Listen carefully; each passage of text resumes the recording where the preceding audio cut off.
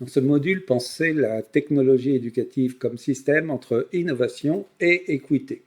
Ce module propose une vision systémique et critique des technologies éducatives.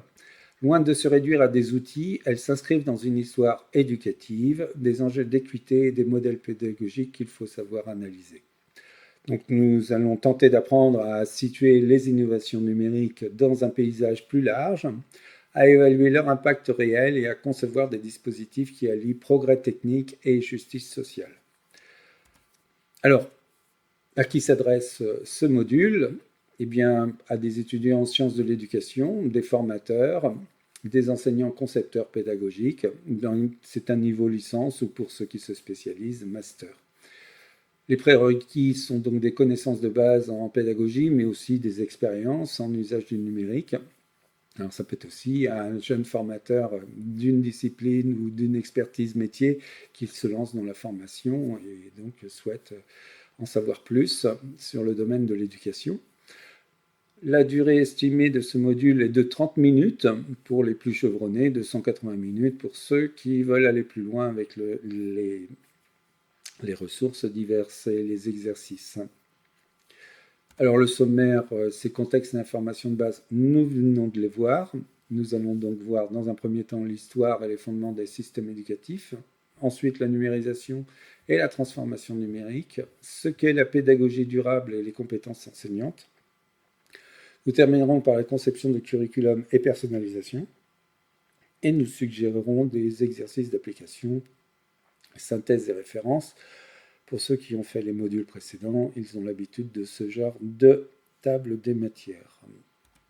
Alors, l'histoire des systèmes éducatifs révèle une révolution profonde, depuis leurs origines religieuses et communautaires jusqu'aux structures nationales modernes, puis aux transformations induites par le numérique et les exigences contemporaines de durabilité pédagogique. Dès l'Antiquité, l'éducation organisée prenait forme dans des cadres institutionnels spécifiques. Dans le monde arabe, par exemple, les mosquées servaient de lieu d'enseignement du Coran, tandis que les maktab et kutab permettaient aux enfants d'apprendre à lire et à écrire bien avant l'avènement de l'islam. Ces écoles locales présentes dans presque tous les villages du Moyen-Orient, d'Afrique et d'Espagne coexistaient avec des établissements plus élaborés, comme les écoles de palais, qui préparaient les élèves à des fonctions administratives ou intellectuelles supérieures, intégrant à la fois savoirs religieux, culturels et sociaux. On peut par exemple parler de Charlemagne en France.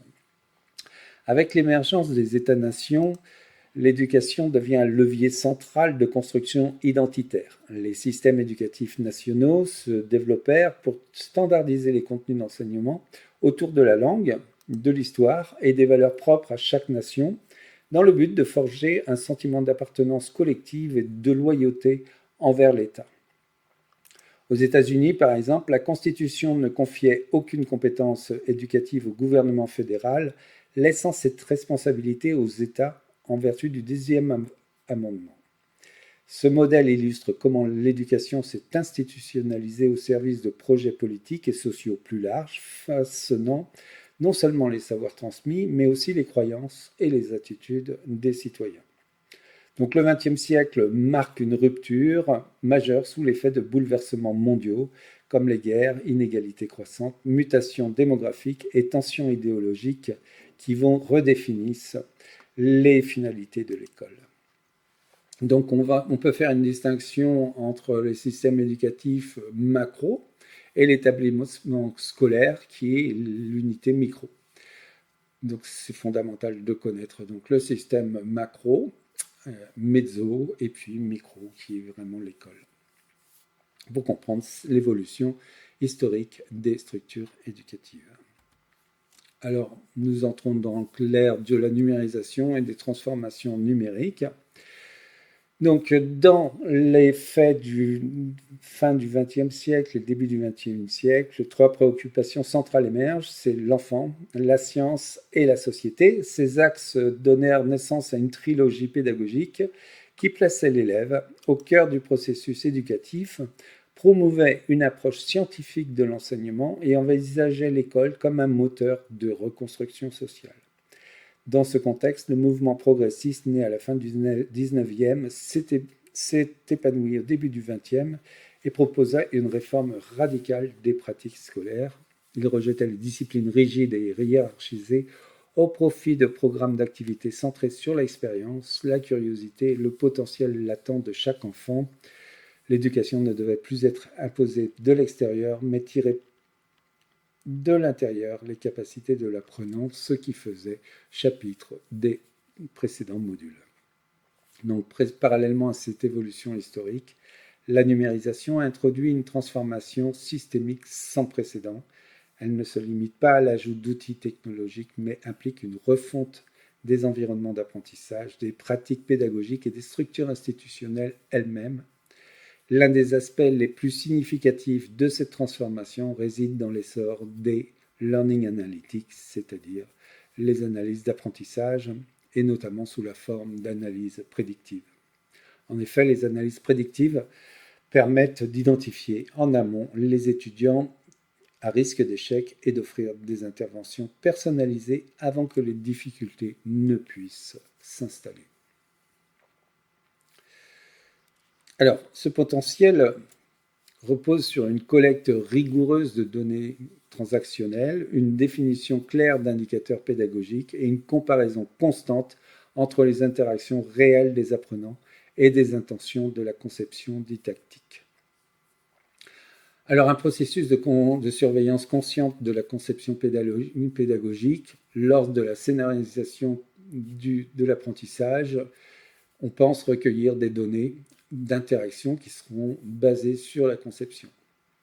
À partir des participants, c'est-à-dire leur participation en classe ou la participation sous des formes numériques, j'aime, je n'aime pas, j'ai fait l'exercice ou j'ai mis plus de temps à faire l'exercice, distribution de ressources, accès aux ressources parce que réussite, accès à d'autres ressources parce que échec, les délais, le temps, etc. On peut donc créer autant d'indicateurs dans la scénarisation pédagogique qui pourront décrire les interactions des étudiants avec le système d'apprentissage basé sur la définition et les contraintes de la conception pédagogique. Une fois collecté, on peut donc identifier et comparer les états réels et souhaités de l'interaction, c'est-à-dire aligner les preuves recueillies par les contraintes de la conception pédagogique. Au-delà de l'individualisation, les Social Learning Analytics, les SLA, étendent cette logique à l'échelle du groupe, qui analyse les interactions sociales, les discours collaboratifs, les contenus partagés, les dispositions collectives et les contextes d'apprentissage. Cette approche souligne que l'apprentissage est aussi un phénomène social, médiatisé par des réseaux et des dynamiques collectives. Dans ce cadre, l'apprentissage auto-régulé, Self-Regulation Learning, devient une compétence clé. En recevant des retours personnalisés fondés sur les traces numériques, les étudiants peuvent mieux identifier ainsi leurs forces, leurs faiblesses et développer des stratégies métacognitives et appliquer ces compétences à diverses situations académiques. Je vais revenir sur le terme de métacognition. Je vais en faire une définition à la volée, comme ceci. Chaque tâche d'apprentissage, le contexte, le rôle qu'on y attribue, les logiques d'apprentissage, etc. Chaque tâche mérite un retour critique et la métacognition, c'est l'ensemble de tous ces retours critiques vis-à-vis de chaque tâche.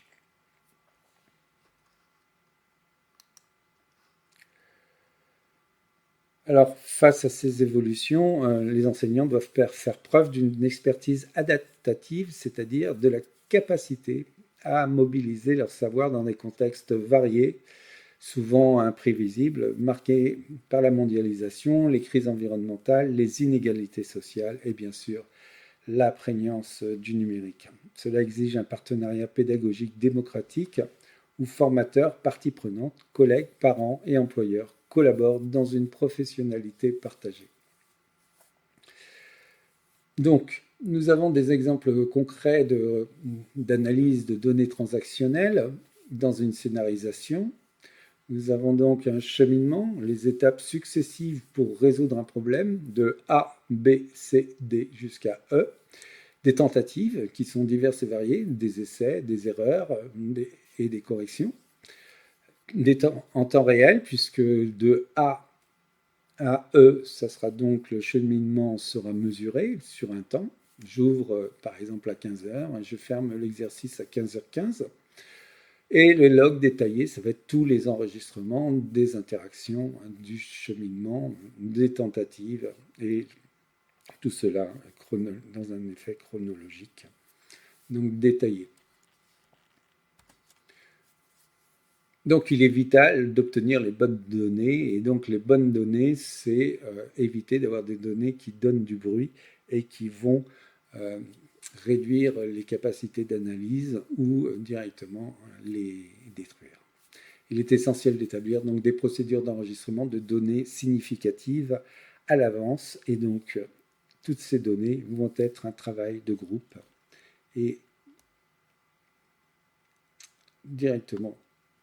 Et cela donc exige le partenariat pédagogique de formateurs, parties prenantes, collègues, etc. Alors, les self-learning analytiques sont abordés de 5 manières différentes. On peut donc apprendre à travers les réseaux, l'apprentissage social.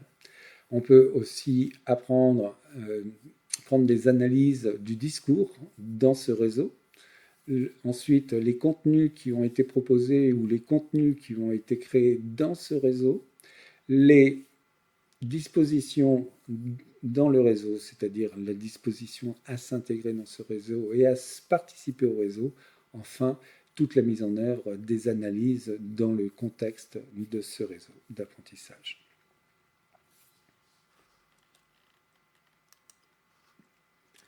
Alors, pédagogie durable.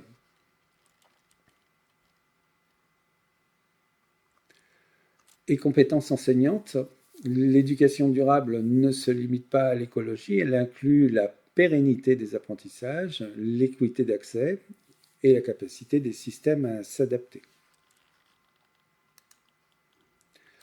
Alors une expertise adaptative des enseignants. Là j'ai pris donc une enseignante américaine qui donc intègre dans sa salle de classe toute une personnalisation.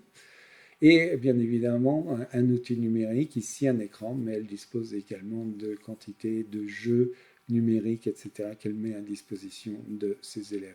Donc les enseignants ont une expertise adaptative, une compétence adaptative dans des contextes au sein d'une société mondialisée. Bien que le monde soit divers et varié, par exemple dans certaines zones reculées, n'ont pas accès à l'Internet, n'ont pas accès forcément à des ordinateurs compétents et des applications diverses et variées.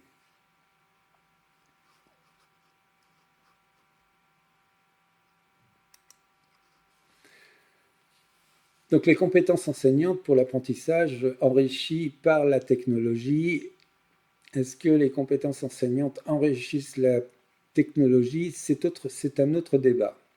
On est souvent assujetti à des acteurs qui sont en dehors de l'éducation et qui ont pour client l'éducation. Les éducateurs ne participent pas forcément au développement de ces outils. Donc collaborer avec des experts de premier plan, y compris ceux de l'industrie, est donc essentiel pour développer la compétence numérique parmi les formateurs d'enseignants. Pour développer un plan d'apprentissage professionnel cohérent pour les enseignants, il est impératif d'établir un cadre convenu pour les compétences technologiques. Un cadre convenu, c'est aussi les défis d'accès et d'infrastructure, c'est-à-dire dans les mondes développés comme l'OCDE, donc Europe, États-Unis, Japon, Corée du Sud, il y a donc des infrastructures. Sur les pays en voie de développement, les infrastructures sont également là, par exemple en Chine, en Inde, au Brésil, mais dans des pays plus éloignés de ces infrastructures, les parties prenantes à l'éducation ont un accès inégal aux opportunités d'apprentissage. Donc le haut débit devrait être considéré comme un bien public, ce qui nous fait apporter directement qu'il y a des compétences, et si on prend le modèle PEAT, pour intégrer le numérique de façon équilibrée. Et en fait, l'enseignant doit avoir des compétences pédagogiques, bien évidemment, mais aussi une éthique à l'usage et à l'utilisation de ces outils numériques, le cyber ethic. Enfin, l'attitude, une ouverture, c'est-à-dire je connais ces outils, je les découvre, mais j'ai aussi un aspect critique à son utilisation. Et enfin, j'ai des compétences techniques. Compétences techniques, c'est-à-dire que je sais mettre en place, je sais également, donc, en cas de problème, résoudre les problèmes techniques. C'est donc les compétences techniques. Bref, je sais utiliser un outil numérique, un usage numérique dans une scénarisation pédagogique que j'ai créée dans ma classe ou dans un ensemble de cours. J'ai un usage éthique sur... j'ai une pensée éthique vis-à-vis de cet outil, ce qu'il est capable de faire. C'est pour ça que l'open source aussi apporte une éthique à l'usage, surtout dans la conception des produits. Et l'attitude qui est, c'est une ouverture à d'autres produits, et puis un aspect critique sur ce que je vais utiliser. Puis bien sûr, en cas de bug pendant le cours, eh bien je sais tout de suite le dépanner, c'est-à-dire trouver l'origine, trouver la cause, analyser les conséquences et résoudre le problème. Alors bien sûr, l'éducation, une pédagogie durable, l'éducation et l'apprentissage doivent être équilibrés avec un développement social et personnel plus large. Et ceci afin que tous ceux qui sont impliqués dans l'éducation puissent remplir leur plein potentiel. Alors évidemment, les enseignants risquent de devenir des boucs émissaires pour un manque de progrès dans l'apprentissage enrichi numériquement, en l'absence de temps, de ressources et de développement professionnel continu.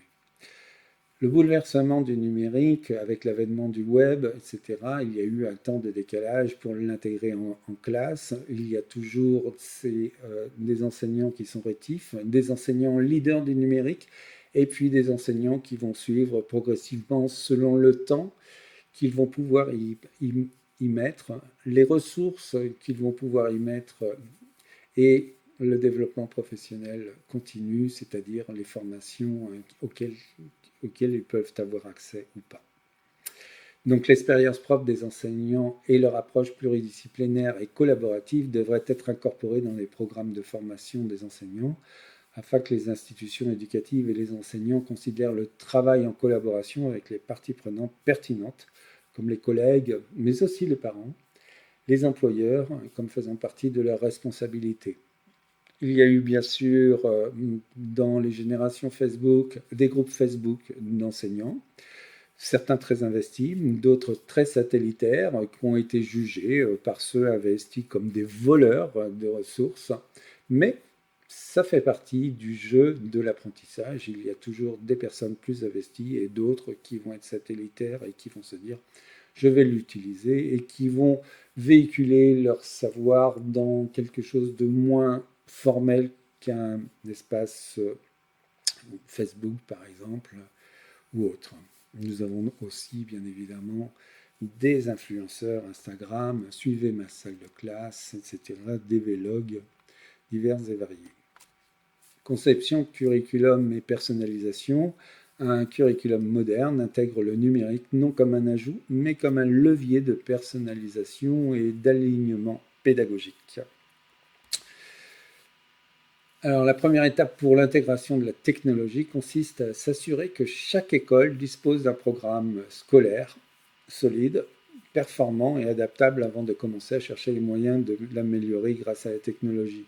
Effectivement, si vous avez un programme, une conception pédagogique qui fonctionne uniquement sur la technologie, vous allez apprendre un logiciel.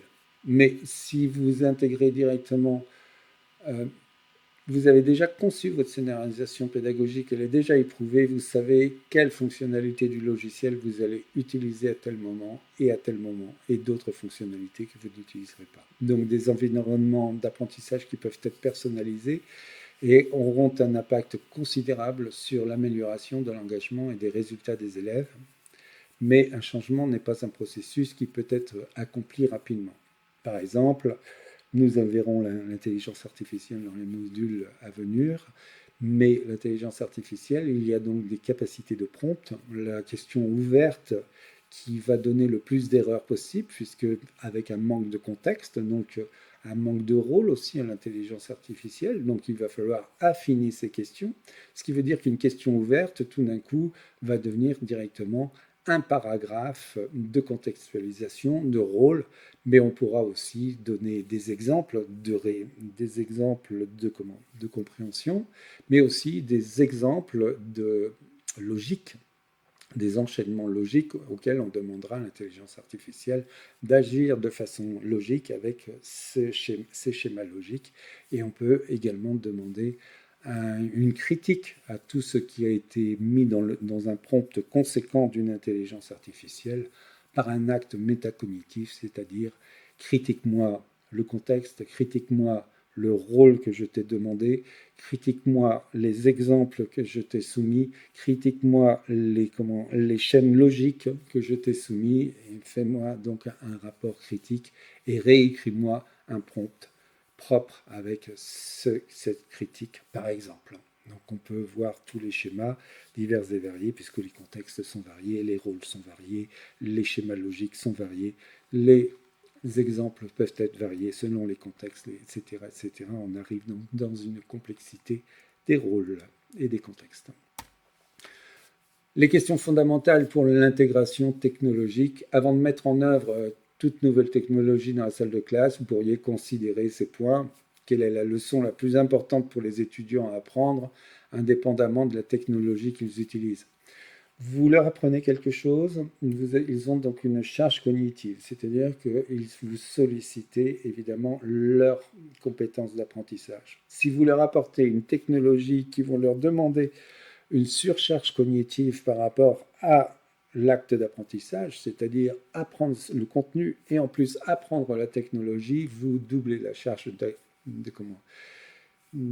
doubler la charge cognitive et donc dans ce cas-là, vous allez louper votre cours. Il faut utiliser des outils qu'ils connaissent déjà où ils vont apprendre l'évolution, ce que vous allez demander à l'usage de cette technologie, mais vraiment par petits pas progressifs, puisque en fait le corps du métier, c'est vraiment pas d'apprendre la technologie, mais d'apprendre ce que vous avez à enseigner. Alors, comment la technologie s'intègre-t-elle dans mon programme quotidien et pourquoi doit-elle être utilisée? Peut-être que le papier-crayon suffit nettement à tel moment, à tel usage, et peut-être que la technologie va apporter du fun ou de la mise en réseau ou une ouverture sur le monde avec l'accès aux médias, par exemple de la vidéo, etc. Bon, bref, les actes sont divers et variés. On n'est pas obligé d'utiliser la technologie 24 heures sur 24. De quelle manière ces outils technologiques améliorent-ils le travail que nous faisons? Grande question. Est-ce que c'est vraiment nécessaire? Est-ce que ça ne l'est pas? Est-ce que ça améliore du travail dans l'enseignement? Est-ce que ça surcharge le travail dans l'enseignement?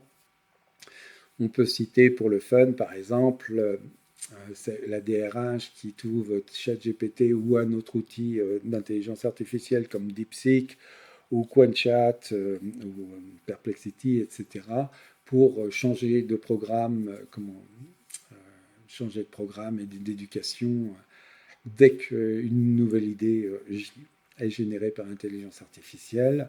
Donc vous pouvez avoir un changement de programme toutes les 5 minutes si on écoutait les intelligences artificielles. Alors, bien évidemment, je reviens sur les learning analytics, les environnements d'apprentissage personnalisés. Les environnements d'apprentissage personnalisés peuvent avoir un impact énorme sur l'amélioration de l'engagement et de la réussite des étudiants, ce qui signifie que, au-delà de l'analyse directement de la correction classique de la note, c'est-à-dire l'évaluation finale, vous pouvez aussi suivre tous les marqueurs, tous les indicateurs que peut enregistrer le numérique dans un cheminement d'apprentissage. C'est donc une charge supplémentaire de travail, mais c'est aussi un processus qui peut être accompli rapidement avec l'habitude. Malgré la croyance commune qu'il existe une solution miracle qui transformera instantanément le système éducatif actuel en un système qui place les étudiants au centre, il y a beaucoup plus dans une réorganisation complète que cela. Évidemment, c'est-à-dire qu'il faut penser non seulement l'usage de l'outil, pourquoi utiliser l'outil, et ensuite, à travers cet outil, quels vont être les indicateurs à mettre en place sur l'environnement d'apprentissage afin de pouvoir avoir des retours personnalisés sur les actes d'apprentissage de chaque participant. Et en évitant bien évidemment le bruit, c'est-à-dire des enregistrements qui finalement ne sont pas significatifs dans l'acte d'apprentissage. Alors, ce qui permet donc d'avoir une analyse prédictive, une personnalisation de l'apprentissage, toutes ces tendances, l'évolution des normes, le rôle croissant de la technologie dans le développement du contenu et l'alignement des curriculums, ainsi que les efforts d'étiquetage pour connecter la bonne ressource au bon étudiant, mènent un chemin très excitant vers l'analytique prédictive. Effectivement, nous avons donc des ressources diverses et variées. Selon les niveaux, les ressources sont diverses et variées. Selon les réussites de chacun, selon les erreurs de chacun, eh bien, en fait, chacun va avoir des ressources personnalisées, ce qui signifie qu'il va falloir créer autant de ressources, qu'il va y avoir d'échecs, de remédiation et de succès. Et donc, autant de ressources qui vont être diverses et variées selon chaque personnalisation et chaque parcours étudiant. Ce qui signifie que l'intelligence artificielle, on compte énormément là-dessus pour pouvoir générer justement toutes ces ressources le plus rapidement possible. Est-ce un leurre? Va-t-on vers la réussite pour cela? L'avenir nous le dira. En tout cas, c'est l'analyse prédictive et la personnalisation de l'étudiant ou du cheminement étudiant. Donc des cheminements, la voie de l'apprentissage personnalisé, chemin de l'analytique prédictive, une expérience d'apprentissage véritablement personnalisée pour les enfants, pour un contenu personnalisé aux étudiants, pour prendre toutes les informations que nous avons à leur sujet et commencer l'un des deux processus. Par exemple, fournir automatiquement un contenu personnalisé à vos étudiants, fournir des recommandations à vos enseignants et utiliser lorsqu'ils prennent des décisions pédagogiques concernant vos étudiants. Alors, l'intégration technologique, les possibilités d'intégration de la technologie dans l'école sont infinies si vous avez les ressources, si vous avez le budget, si vous avez les ressources financières, si vous avez le temps et si vous avez la formation pour pouvoir le faire. Une fois que vous vous êtes assuré que vous fournissez un programme exceptionnel et une expérience d'apprentissage inégalée pour vos étudiants, par exemple, apprendre à épeler avec des QR codes, c'est amusant, c'est stimulant pour les jeunes étudiants. Est-ce que vous avez les tablettes? Est-ce que vous avez les téléphones? Il est plus important pour les étudiants plus âgés de créer des livres numériques ou des films pour démontrer une compréhension approfondie d'un sujet plutôt que de simplement en discuter ou l'évaluer. Effectivement, le film va apporter une immersion, on va se croire à la place, en situation de, tandis que la discussion, eh bien, ce sera une discussion peut-être que, etc. Rencontrer en ligne avec des leaders locaux et des conférenciers invités pour discuter de sujets tels que le codage, la mise en réseau ou la composition de l'intégration de la technologie dans un scénario d'apprentissage. Bien, nous avons donc la possibilité d'interroger des personnes à distance et de les faire intervenir. Alors l'apprentissage personnalisé, une approche de l'apprentissage qui vise à adapter l'apprentissage aux forces, aux faiblesses, aux compétences et aux intérêts de chaque étudiant pour un apprentissage personnalisé.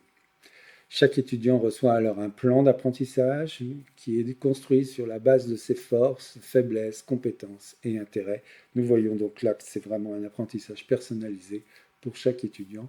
Et à partir de cette base qui repose les forces, les faiblesses, les compétences et les intérêts, eh bien, il y a un plan d'apprentissage qui est mené. 5 façons de s'assurer que vous mettez votre programme avant votre technologie lorsque vous décidez de mettre en œuvre une nouvelle technologie dans votre salle de classe. Première chose, c'est découvrir comment les étudiants utilisent la technologie à la maison. Si vous avez un étudiant qui n'utilise aucune technologie ou n'utilise pas, par exemple, TikTok, eh bien, vous n'allez pas utiliser TikTok, il va falloir qu'il apprenne, etc. S'ils ne connaissent pas Word, ben, il va falloir qu'ils apprennent Word. C'est donc une compétence. S'ils ont un cours sur Word eh bien, et qu'ils connaissent un peu Word, ben là, dans ce cas-là, votre cours peut utiliser Word en parallèle avec ce qu'ils ont appris dans le cours, etc. N'utilisez bien sûr pas la technologie pour utiliser la technologie. C'est pas parce que vous êtes amateur de technologie que vous découvrez toutes les nouvelles technologies, que l'effet waouh de la technologie a un impact fort sur vous, qu'il faut absolument mettre la dernière technologie sur laquelle vous avez flashé, dont personne n'a entendu parler, dans votre cours. Pensez effectivement avoir un usage raisonné, à moins que vous fassiez véritablement des design thinking, c'est-à-dire en fait des cours expérimentaux prototypés. Concentrez-vous sur une seule mise en œuvre technologique. Il n'est pas nécessaire d'utiliser tout un tas de technologies. On a vu que la surcharge cognitive technologique, vous avez quelque chose à apprendre, plus il y a aussi à apprendre la technologie et son usage. Donc utilisez le modèle SAMR que nous allons voir un peu plus loin. Et rechercher activement les opportunités de développement professionnel. Bien effectivement, si avec l'avenue du numérique et avec l'avenue de la physique quantique, bien sûr, qui va venir dans les prochaines décennies, nous avons donc en ce moment l'intelligence artificielle qu'il faudra maîtriser, qui va être affinée avec des outils qui seront de plus en plus fins, avec des outils d'intelligence artificielle qui seront véritablement contextualisés et avec des corpus véritablement définis plutôt que les larges langages modèles qui utilisent un corpus très très large et qui génèrent beaucoup d'erreurs et qui sont très difficiles à gérer justement ces erreurs. Vous aurez donc des services d'intelligence artificielle plus fins, plus légers, qui consomment moins d'énergie et qui sauront répondre à des corpus véritablement personnalisés. Donc vous aurez des opportunités de développement personnel avec ce genre d'outils qui s'utiliseront comme un logiciel, comme on peut utiliser Photoshop avec une quantité de paramètres, comme vous pourrez utiliser les paramètres d'intelligence artificielle. Alors le modèle SAMR, substitution, augmentation, modification, redéfinition. Bien, vous avez un cours, le numérique remplace un outil sans changement fonctionnel, c'est-à-dire au lieu d'utiliser un papier, une photocopie, ben, vous allez directement voir ce papier sous un format numérique, par exemple le Portable Document File, le PDF. Et donc, vous allez le visualiser sur un écran d'ordinateur, sur un téléviseur, sur une tablette, un téléphone, etc. Alors, l'augmentation, c'est le numérique, améliore légèrement la tâche. Par exemple, vous faites un QCM, ben, le QCM va directement noter la tâche pour savoir s'ils ont compris ou s'ils ont bien retenu la leçon ou s'ils ont bien mémorisé le concept. La modification, le numérique permet une refonte significative de l'activité. Vous pouvez donc les faire dessiner, vous pouvez les faire écrire donc dans un support, un blog par exemple, ou un site internet, ou dans un LMS, Learning Management System, c'est-à-dire un site internet spécialisé dans l'apprentissage qui a plusieurs activités d'écriture. Donc ça sera donc la modification. Nous avons aussi la redéfinition, c'est-à-dire le numérique permet de nouvelles tâches inconcevables auparavant, la collaboration internationale en temps réel. Effectivement, vous pouvez via, par exemple, Teams, mais vous pouvez utiliser un Kamit d'Infomaniac, par exemple, mais vous pouvez utiliser également Big Blue Button, qui est une solution libre qui permet de pouvoir converser avec d'autres personnes à l'extérieur. Et bien évidemment, vous avez les réseaux sociaux également qui permettent de faire des lives. Alors dans cet encadré, attention, les enseignants, les étudiants et leurs parents essaient d'utiliser trop de technologies en même temps. Ils peuvent se sentir dépassés. Combien de temps vous passez sur les réseaux sociaux, combien de temps vous passez sur votre travail à essayer de faire du Excel, etc. Se sentir dépassé peut ensuite mener à la frustration et enfin à la défaite. C'est à vous d'avoir la charge cognitive nécessaire et pas plus ni moins. Pas trop d'ennuis, un flux modéré et plaisant et surtout un flux qui ne soit pas anxieux vis-à-vis de la technologie. Donc évitez l'ennui technologique, gardez un flux plaisant avec une charge cognitive qui augmente étape par étape sans rentrer dans l'anxiété en disant comment je vais faire ça, etc. N'ayez pas donc, ne fournissez pas un apprentissage anxieux ni ennuyeux. Essentiellement, ce que nous essayons de faire est de fournir aux étudiants tous les outils et le temps dont ils ont besoin.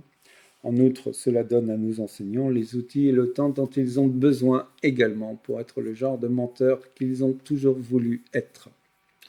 Passons à la troisième partie, les exercices d'application. Alors, comme d'habitude, je vais faire les premières parties, puis je vous laisserai réfléchir aux parties suivantes. Donc le niveau 1 de l'exercice 1, qui est une compréhension de niveau 1 étoile. Vrai-faux, le modèle SAM propose une grille d'analyse des usages numériques en 4 niveaux. C'est vrai, le modèle SAMR propose une grille d'analyse en 4 niveaux. On vient de le voir justement il y a quelques minutes, la substitution, l'augmentation, la modification et la redéfinition. En QCM, le modèle PIT inclut les pedagogical skills, economic skills, technical skills et l'attitude. Eh bien, effectivement, c'est les compétences pédagogiques, les compétences techniques et les attitudes. Les compétences économiques ne sont pas intégrées dans le modèle PIT. Et citer enfin les objectifs des learning analytics. Eh bien, c'est à vous. Je vous laisserai reprendre les diaporamas précédentes, c'est-à-dire retourner au chapitre nécessaire dans la vidéo. Exercice 2, application directe de niveau 2. Prenez un dispositif numérique que vous connaissez, un quiz en ligne, un forum de classe, analysez-le à l'aune du modèle SAM et quel niveau se situe-t-il et vous justifiez.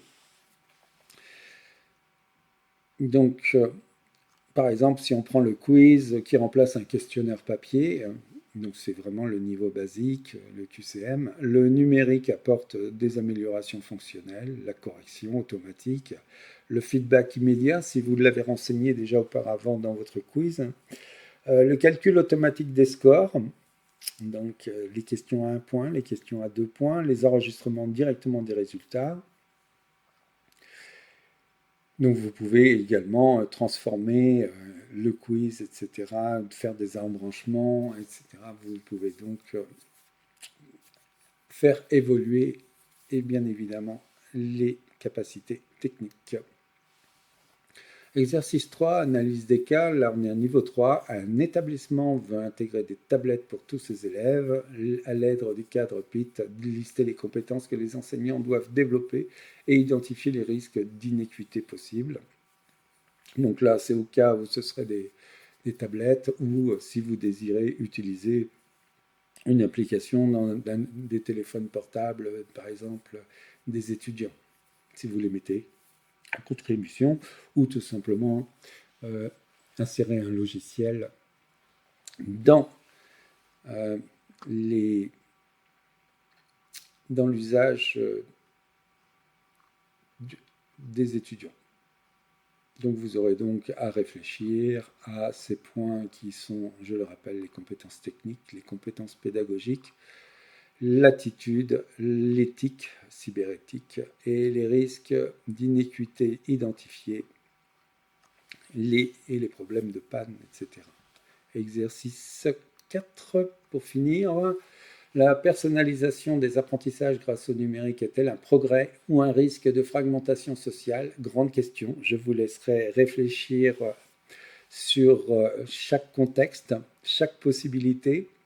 Et c'est à vous de voir les scénarisations diverses et variées selon vos contextes, votre rôle dans l'éducation et votre public, votre audience, bien évidemment.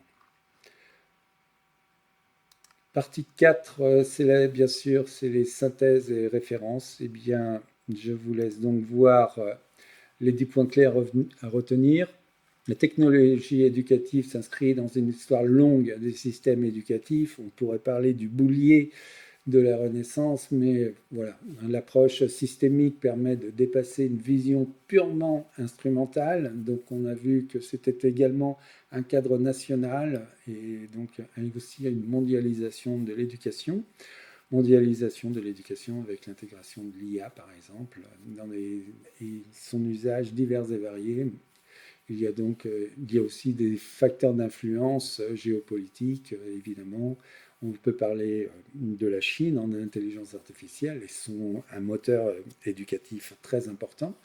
Et on peut parler bien sûr des États-Unis. Dans une moindre mesure, on peut parler euh, de l'Europe, mais on peut aussi parler bien évidemment des pays du Moyen-Orient, Israël, l'Arabie saoudite, bien évidemment, les Émirats arabes unis, qui sont aussi des grands acteurs du numérique et dans l'éducation. Les learning analytics permettent un suivi personnalisé et préventif. Bien évidemment, on a insisté sur ce passage. La numérisation ne vaut que si elle sert une transformation des apprentissages, numériques ou pas numériques, à bien réfléchir si on l'implémente ou pas. Le modèle PIT structure les compétences numériques des enseignants. C'est un des modèles, vous pouvez en trouver d'autres. Le modèle Summer évalue le niveau d'intégration pédagogique du numérique. La pédagogie durable lie l'innovation, mais aussi l'accès à l'innovation et son adaptabilité à l'audience. La personnalisation s'appuie sur les données et un design pédagogique robuste. J'ai bien insisté sur évidemment les indicateurs qui seraient du bruit. Donc c'est la conception pédagogique qui doit être robuste avec des indicateurs robustes. Et l'équité d'accès est un enjeu critique.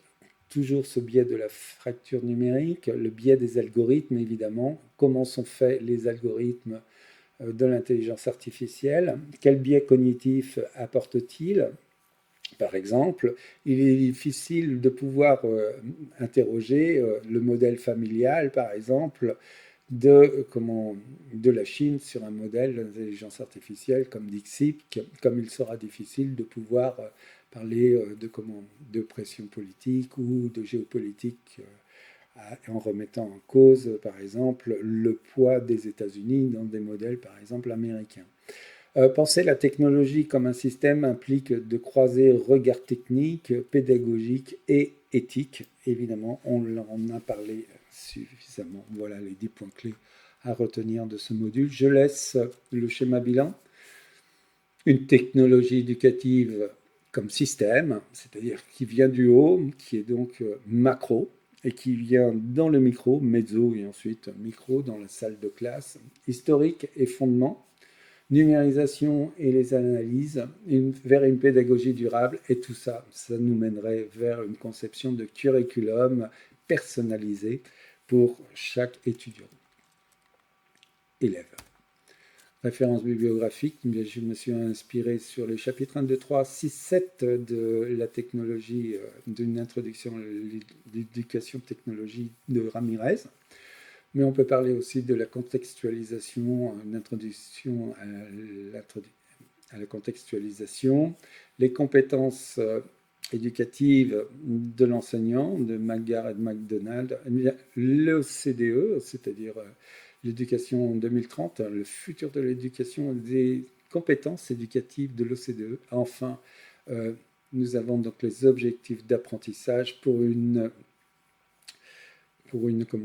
éducation durable qui est donc les objectifs de développement de l'UNESCO 2017, mais aussi on peut parler de 2025 et 2030. J'en parlerai plus tard dans les prochains modules.